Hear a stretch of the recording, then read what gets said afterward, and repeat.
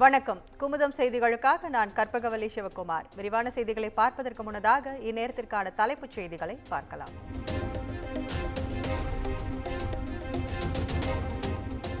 விக்கிரவாண்டி இடைத்தேர்தலுக்காக முதலமைச்சர் மு.க.ஸ்டாலின் பரப்புரை வீடியோ. சமூக நீதிக்கு துரோகம் இழைப்பவர்களுக்கு வாக்காளர்கள் தக்க பாடம் கற்பிக்க வேண்டுமென வலியுறுத்தல்.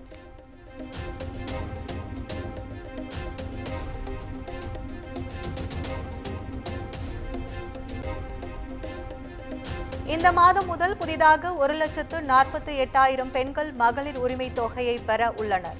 வன்னியர்களுக்கு 20% இடஒதுக்கீடு வழங்கியவர் கருணாநிதி என்றும் பரப்புரையில் முதலமைச்சர் மு.க.ஸ்டாலின் பேச்சு.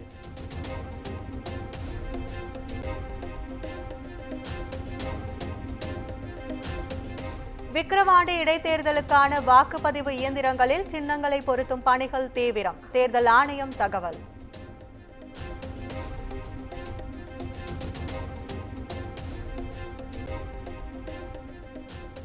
மூன்று குற்றவியல் சட்டங்களில் திருத்தங்கள் மூலம் ஹிந்தி திணிக்கப்படுவதாக அதிமுக பொதுச் செயலாளர் எடப்பாடி பழனிசாமி குற்றச்சாட்டு. சென்னை உயர்நீதிமன்றம் எதிரில் அதிமுக வழக்கறிஞர்கள் அணியினர் இன்று ஆர்ப்பாட்டம்.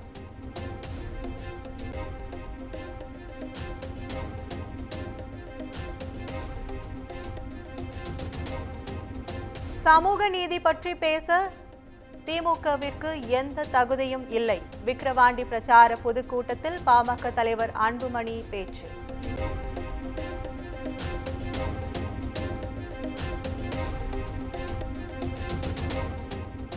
விக்கிரவாண்டி இடைத்தேர்தலில் அதிமுகவை சேர்ந்தவர்கள் பாமகவுக்கு வாக்களிப்பார்கள் என பிரச்சார பொதுக்கூட்டத்தில் ஓ பன்னீர்செல்வம் நம்பிக்கை. மக்களை பணத்தை கொடுத்து விலைக்கு வாங்க திமுக திட்டமிட்டிருப்பதாக அமமுக பொதுச் செயலாளர் டிடிவி தினகரன் பேச்சு.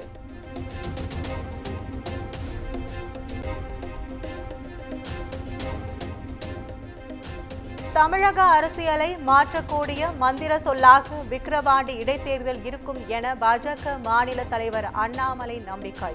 திமுகவின் வாக்கு சதவீதம் படிப்படியாக குறைந்து வருவதாகவும் பேச்சு.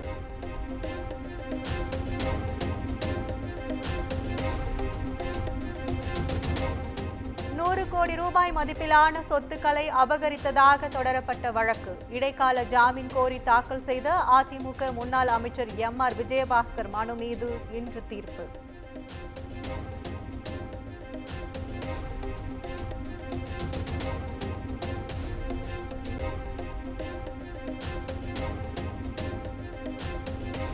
சென்னையில் பணியாற்றி வந்த 120 காவல் ஆய்வாளர்கள் பணியிட மாற்றம். சட்டம் ஒழுங்கு, கிரைம் மற்றும் போக்குவரத்து ஆய்வாளர்களை மாற்றம் செய்து சென்னை காவல் ஆணையர் சந்தீப் ராய் ரத்தோர் உத்தரவு.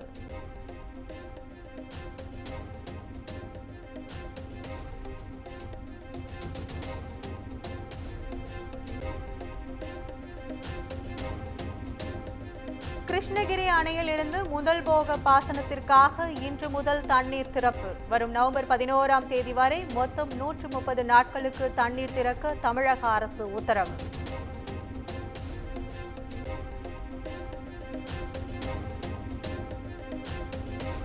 சென்னை வடபழனியில் பால்கனி இடிந்து விழுந்ததில் பூ வியாபாரி உயிரிழந்த சோகம். பெண் ஒருவரும் படுகாயமடைந்து மருத்துவமனையில் சிகிச்சை.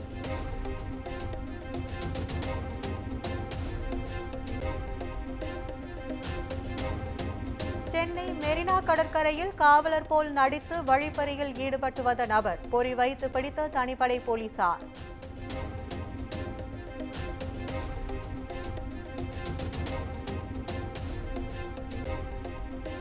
கும்மிடிப்பூண்டியில் ஆக்கிரமிப்பை அகற்றிய போது இளைஞர் தீக்குளித்த விவகாரம். அலட்சியமாக செயல்பட்ட வட்டாட்சியர், வருவாய் ஆய்வாளர், விஏஓ பணியிடம் மாற்றம்.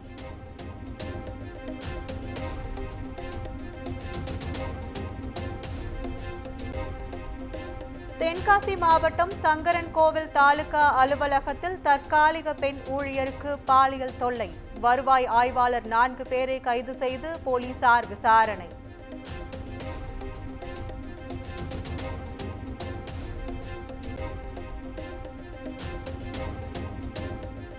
நெல்லை மாவட்டம் நாங்குநேரி அருகே நெடுஞ்சாலையில் தவறான பாதையில் சென்ற பைக் எதிரில் வந்த லாரி மோதியதில் இளம்பெண் உள்பட 2 பலியான பதைக்க வைக்கும் சிசிடிவி காட்சிகள்.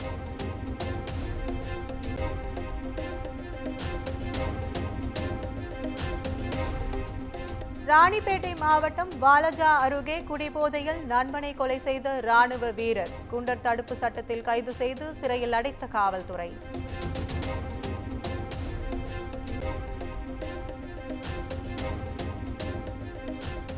ராணிப்பேட்டை அருகே ஏரியில் விழுந்த 5 வயது சிறார்கள் உரிய நேரத்தில் சிகிச்சை கிடைக்காமல் உயிரிழப்பு. ஆரம்ப சுகாதார நிலையத்தில் மருத்துவர்கள் இல்லாத நிலையில் திருத்தணி கொண்டு செல்லும் போது உயிரிழந்த சோகம்.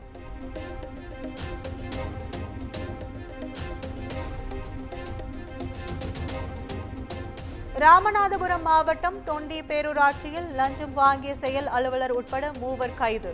கட்டிடம் கட்ட அனுமதி வழங்குவதற்காக லஞ்சம் வாங்கும்போது கைது செய்த லஞ்ச ஒழிப்பு போலீசார்.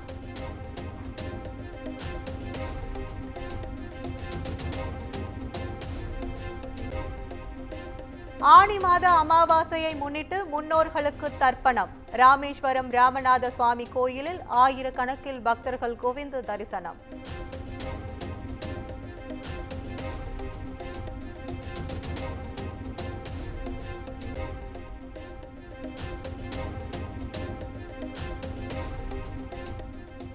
மேற்கு தொடர்ச்சி மலைப்பகுதிகளில் மழை குறைந்ததால் மெல்ல மெல்ல திரும்பும் இயல்பு நிலை. மாஞ்சோலை சூழல் சுற்றுலா செல்ல தினம் 10 வாகனங்களுக்கு மட்டுமே அனுமதி.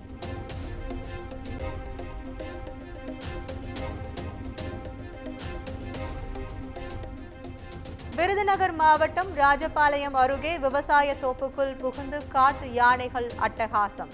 மாமரங்களை ஒடித்து சேதப்படுத்தியதால் 10 லட்சம் ரூபாய் வரை இழப்பு ஏற்பட்டுள்ளதாக விவசாயி வேதனை.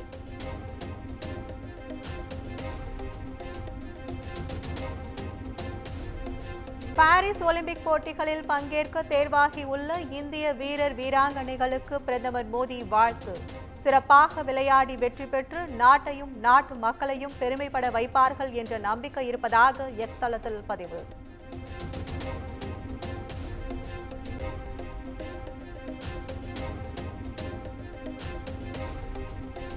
உத்தரப்பிரதேசம் ஹத்ரஸில் கூட்ட நெரிசலில் சிக்கி உயிரிழந்த 121 பேரின் குடும்பத்தினரை சந்தித்தார் காங்கிரஸ் எம்பி ராகுல் காந்தி. இல்லம் தேடி சென்று ஆறுதல் தெரிவித்த காட்சிகள் வெளியீடு.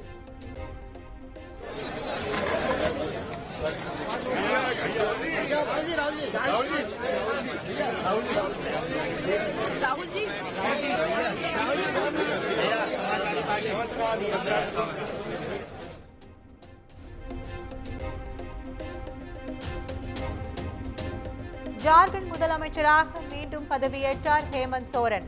வரும் ஜூலை 8ஆம் தேதி நம்பிக்கை வாக்கெடுப்பு நடைபெறவுள்ளதாக அறிவிப்பு.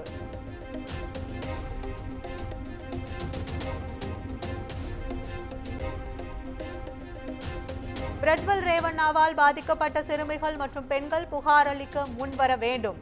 பாதுகாப்பு அளிப்பதாக கர்நாடக மாநில மகளிர் ஆணையம் உறுதி.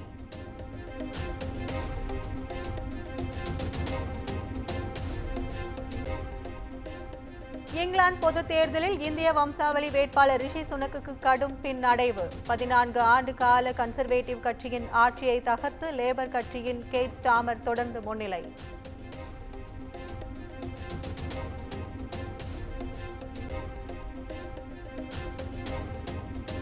சமூக வலைதள பயன்பாட்டை ஜூலை 13 முதல் 18ஆம் தேதி வரை தடை செய்கிறது பாகிஸ்தான். ரமலான் பண்டிகையை முன்னிட்டு வெறுப்பு நடவடிக்கைகளை தடுக்க அறிவிப்பு.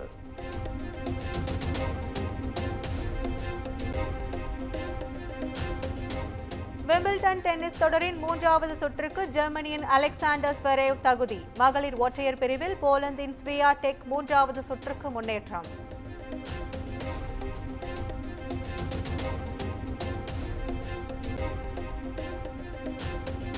T20 உலக கோப்பையை வென்று தாயகம் திரும்பிய இந்திய அணி. மும்பையில் லட்சக்கணக்கான ரசிகர்கள் கூடி பிரம்மாண்ட வரவேற்பு.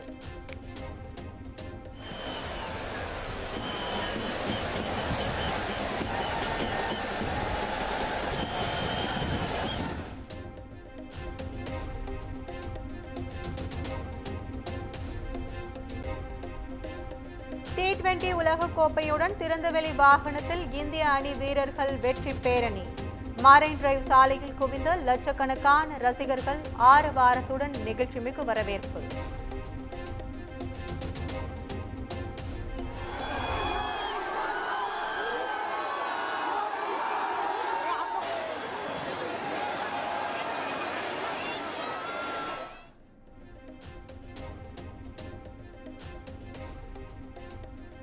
T20 உலக கோப்பையை வென்ற இந்திய அணிக்கு மும்பை வான்கடே மைதானத்தில் பாராட்டு விழா.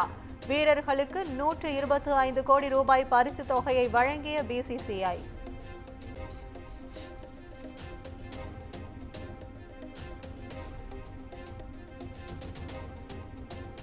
இந்திய அணியை வரவேற்க மும்பை மரைன் டிரைவ் சாலையில் குவிந்த லட்சக்கணக்கான ரசிகர்கள். கூட்ட நெரிசலில் சிக்கி காயமடைந்த 10க்கும் மேற்பட்டோர் மருத்துவமனையில் அனுமதி.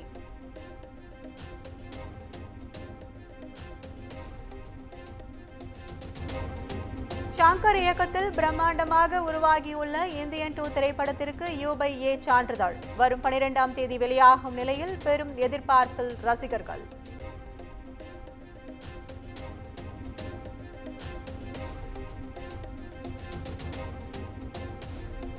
லோகேஷ் கனகராஜ் இயக்கத்தில் ரஜினிகாந்த் நடிக்க உள்ள கூலி திரைப்படத்தின் படப்பிடிப்பு இன்று தொடக்கம்.